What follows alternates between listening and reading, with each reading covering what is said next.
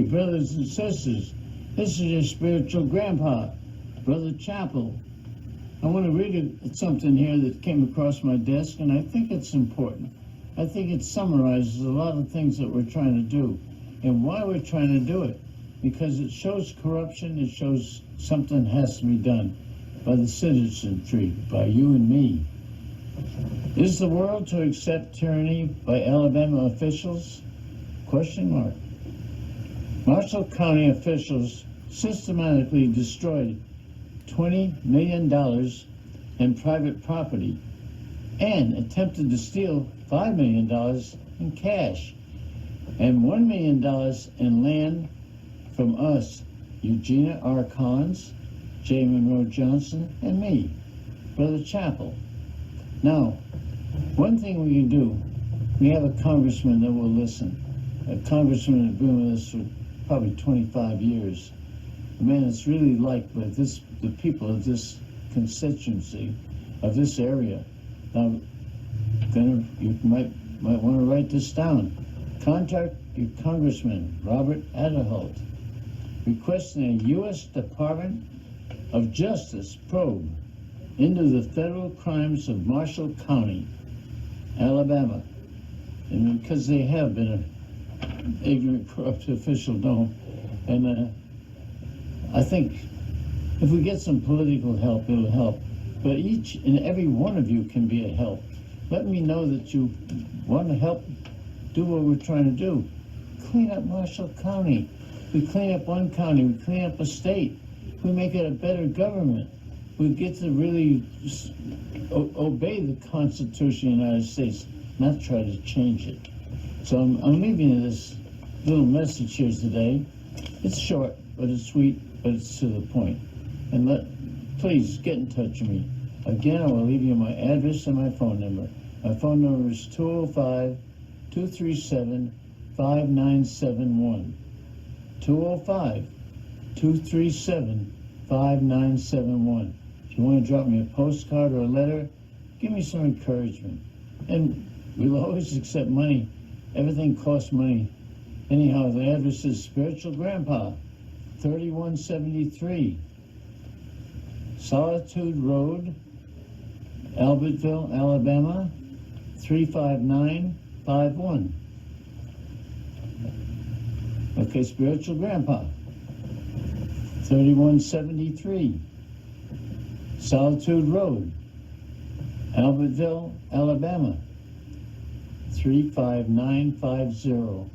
Thank you so much for your time, and God bless you, and do everything that's right to help your fellow man, that we may have a better community. Video on, and you got the audio on, right? Okay. Good morning, brothers and sisters.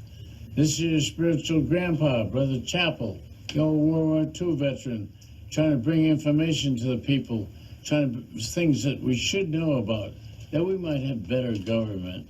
After all, the government has a lot to do with our lives, with our everyday lives.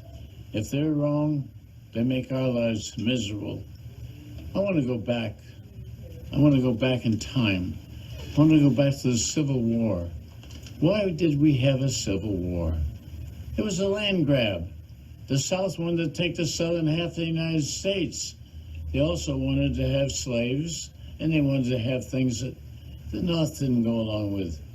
They thought they had an opportunity. They had England to back them. Oh, they're going to give them whatever they need. Big lie. And they said, well, the northern troops is about 20,000, I think. But most of them are out west fighting Indians. We can do it. We can jump in there, even though they got 22 million people, and we only have about 5 million. We can do it. And we got God on our side. Oh, we got the Bible under our arm and a shotgun in the other hand. No, it was an illegal move. They know it's an illegal move. It's a part of our history. I hope we've learned something from it, because many lives were lost. Now we jump ahead.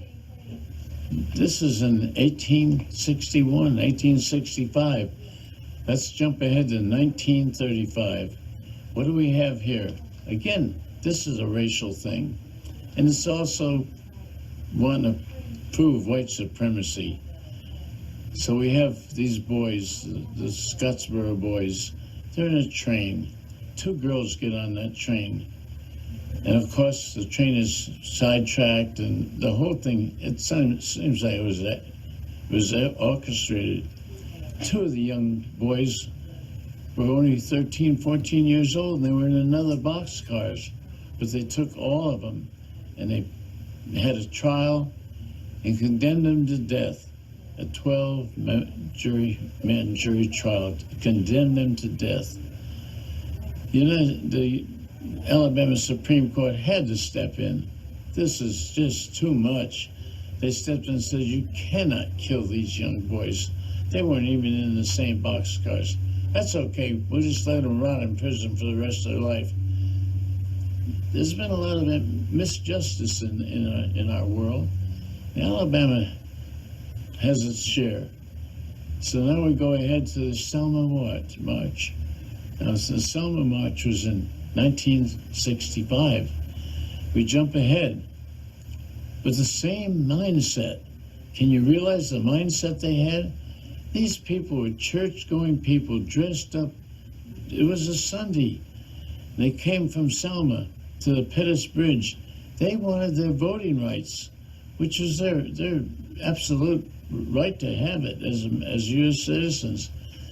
They set the dogs on them. They used the billy clubs. They used horses. They used everything and beat the tar out of them. Now we got one big difference. The other 2 things I talked about, we didn't have television. Everything was maybe known locally, but it didn't get out. Now we have television. It goes around the world. The beating of these people, well-dressed people, they're not violent. They're just marching up there to get their rights. But what happens is, it's known around the world. A friend of mine who travels quite a bit, in Turkey, in England, and many other places, when they finally come from Alabama, oh my goodness, Alabama, oh, that's where they beat those blacks. Oh, that's all they know about Alabama is the Selma March and what happened at the Pettus Bridge. What a sad history to have for such a beautiful state with so much that we have to offer. Now, let's come up to the more recent times.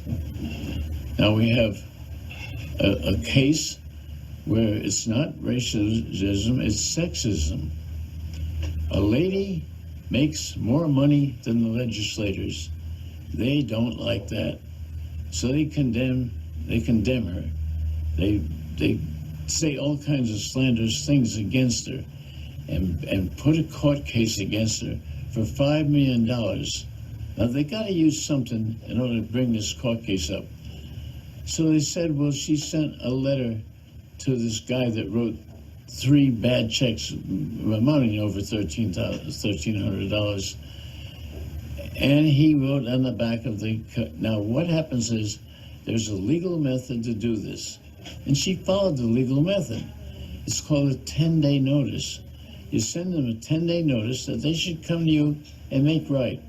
Well, this thing was well orchestrated by the powers that be, the corrupt powers that be. Judge Evans, this attorney Fuller, and his son who wrote the bad checks. I think it was all orchestrated to put down a successful woman. This is sexism, and it's right all the way from the Civil War. We still have it. I don't know. That doesn't seem right. I need people to come in and help me, which I'm doing this for free because I want to have a better state. I love Alabama. It's my home state. I wasn't born here, but I came here because it was the best state I could find of all the states I lived in. So what happened is 10-day letter is sent to this bad check writer, and he writes across it, refused, and it comes back. So what do they have to do? They look at this application, and he works for Charter Cable. Now, this Greg Fuller gets another letter from Charter Cable, a 10-day letter, a letter that's been it's been made legal by George Wallace. He passed this law that if you send this 10-day letter, you could not be persecuted. You could not be, you're doing it legally. Sends a 10-day letter to where he works at Charter Cable. Okay, they've had this all planned anyhow, so now they jump on it. They sue Mrs. Collins for $5 million. They defamed his character. They defamed the character of a bad check writer. My Lord, how ridiculous is this? But it happened. Now, it has to be a tampered jury. Judge Evans, even though the attorney says this is a frivolous lawsuit and she's in the right, why are you bringing this to trial? He would hear no part of it. It had been orchestrated by his friend, the attorney, and the attorney's son. It's a crooked operation altogether. So they have the court case and a jury. It has to be a tampered jury. Anybody can read the case. I can give you the case numbers. All you got to do is get in touch with me. I'll leave you my address and everything and phone number at the end of this. So what happens is they go to the Supreme Court, Alabama Supreme Court. Now this is a hard thing to do. They don't take many cases, but they took this case, and they came and they had a trial, and they verbally spanked the judge, the jury. That should never have gone to trial. So what does this do? Well, the jury had already said, oh, she owes the bad check writer $60,000, which would deem her guilty because she had to pay the fine. It couldn't happen that way. So they went to the Alabama Supreme Court, which cost over $100,000. And the Alabama Supreme Court, as I said, they verbally spanked the jury, the judge, the attorney, for this is not right. It was a 6-man judge panel, and all 6 of them unanimously said this was absolutely, should never have gone to trial. However, they have not the ability to give money back to the person who has been hurt so bad, financially especially, and physically. So what happens is Mrs. Collins is out, all this money, found innocent, of course, but it was a high price to pay for innocence. Okay, now they retaliated because of this. Oh, my goodness, you can't tell us we're wrong. We're always right. But then they started the retaliation. But after she won the judgment, they went ahead and closed her offices. She had check cashing offices in 5 counties, 23 offices, 36 employees. They closed their offices down for no just reason. Just said, if we don't close your offices, we'll put you in jail. What a terrible threat. Now, Mrs. Collins, let me tell you a little bit about her. 30 years as school counselor, taking care of the problems of pregnant young ladies and stuff like that, making things right with people all her life. Doesn't have a mean bone in her body, but they tried to make her everything. They said her property was a place where they had sex deals, and you just can't believe it. Anybody who really wants to hear the story, I'll be glad to tell you. I don't have enough time today to tell you all that happened. But then they went ahead and closed these 23 offices. This cost over $10 million because they closed them for 9 months. And the attorney, her attorney kept begging them, why are you, well, we don't have time. We don't have time. And finally they opened the offices up. Well, by that time they lost 3,500 customers. And they wanted to keep their employees. They paid their employees every single week for all 9 months, which cost them right at $100,000 right there. They lost several $millions worth of business. All their customers had disappeared. 3,500 customers. Had gone somewhere else. They can't go do business with a place that's closed.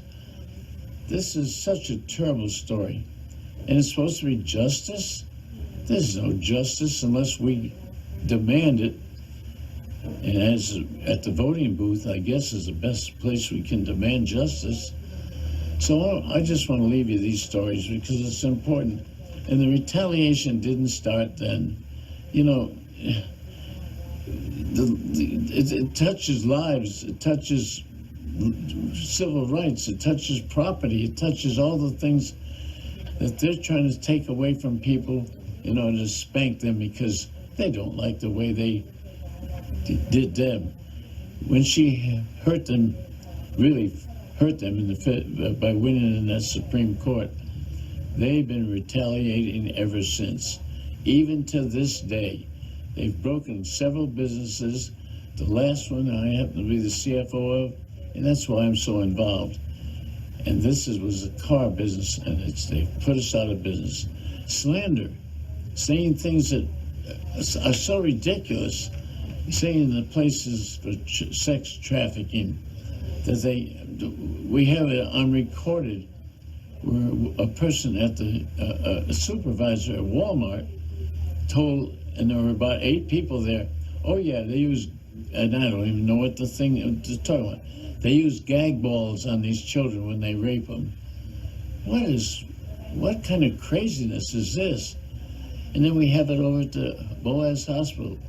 One of the supervisors, when they come in to see me because I had the virus, all these crazy things. It seems like they have a lot of little minions that do their dirty work. We know where it comes from. We need help. We need help. We need just your moral help. And of course, we can always use financial help. All this costs money. Everybody knows that. I absolutely receive no money, nor will I, because money corrupts. I'm not going to be corrupted. I'm 95 years old. It's not a time in my life to be corrupted. So let me give you my phone number and my address. My phone number is 205-237-5971. 205-237-5971. Please write me anytime. If you can't call me, write me. Drop me a postcard, anything. Let me know you're interested, and maybe you will have more questions for me. My address is Spiritual Grandpa, 3173 Solitude Road, Albertville, Alabama, 35950. Spiritual Grandpa, 3173 Solitude Road, Albertville, Alabama, 35950. Thank you so much, and God bless you.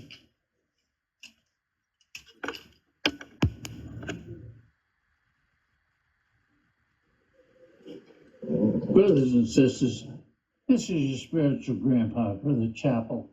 And I want to clarify something in the last video. I had people ask me, when I said they, I meant the corrupt officials in Marshall County. That was they. Another thing was they wanted to know why I talked about the Civil War and the Scottsboro Boys and the Selma March and Pettus Bridge. Well, it all ties in. You have land grab, you have civil rights, people being taken advantage of, not having their civil rights, and you have sexism. You have all these things that are really, racism, sexism, land grab. It's all come to one big head.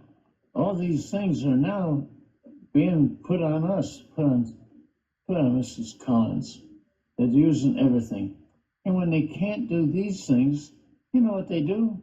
They start saying, oh, her building's used for a sex ring. Oh, they take children and they put gag balls, whatever that is, in their mouths so they don't scream, and they rape them. How low can you get? My goodness, Mrs. Collins is a retired school counselor. She's had to deal with all kinds of problems, helped so many people, and now they're trying to belittle her because she's a wealthy white woman, because she's made money. Oh, they can't stand it. They can't stand it. That's pure sexism. So I just wanted to bring these things up and clarify some of the things from the last video that people seem to have a little cloudy feeling about. So we know what it's all about now. It's about land grab. It's about sexism. It's about civil rights. It's about the things now that are being thrown on Mrs. Collins. All of them. All the things that we've had through the centuries. Let's make the next century a little bit better than we had in the past. We're talking about 3 centuries. 3 centuries since the Civil War until right now. Now, maybe the next century, I probably won't be here, but I'll be looking down on it. May it be a better place for all of us. I pray in the name of our loving Savior, Christ Jesus. Amen. Now,